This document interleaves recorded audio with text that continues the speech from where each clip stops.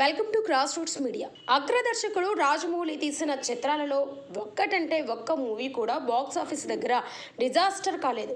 ఆయన తీసిన బాహుబలి చిత్రం ఎంత పెద్ద హిట్ అయిందో ప్రత్యేకంగా చెప్పనక్కర్లేదు. ఈ మూవీ తెలుగు సినిమా ఖ్యాతిని ఖండాంతరాలు దాటించింది. అయితే ఇంత ప్రపంచం సృష్టించిన బాహుబలి ఫ్రాంచైజీస్ చిత్రాలు కూడా తన కెరీర్లో బెస్ట్ చిత్రాలు కాదంటూ పెద్ద బాంబే పేల్చాడు జక్కన్న. ప్రముఖ వ్యాపారవేత్త రాజకీయ నాయకుడు గాలి జనార్దన్ రెడ్డి కుమారుడు కిరీటి రెడ్డి హీరోగా పరిచయం అవుతున్న సినిమా జూనియర్.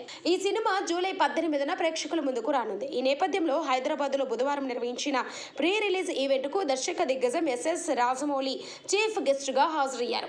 ఈ ఈవెంట్ లో రాజమౌళి తన కెరీర్ లో ఆయనకు అత్యంత ప్రీతిపాత్రమైన సినిమా ఈగ అని చెప్పారు. RRR షూటింగ్ సమయంలో స్టూడెంట్ నెంబర్ 1 లొకేషన్స్ కు వెళ్ళినప్పుడు జూనియర్ ఎన్టీఆర్ తో ఆ పాత ఫోటోను రీక్రియేట్ చేసినట్లు పేర్కొన్నాడు. సింహాద్రి తర్వాత మాస్ సినిమాలే తీయాలని అందరూ భావించారు. కానీ సైతో ఆ అంచనాలన్నీ బ్రేక్ చేసి యూత్ఫుల్ సినిమా తీస్తాం, నచ్చిన కథకు తగ్గట్టుగా సినిమాలు తీయొచ్చని అర్థమైందని చెప్పారు. ఇక సాయి కొర్రపాటి మొదట ఈ సినిమాని చిన్న సినిమాగా ప్రారంభించారు.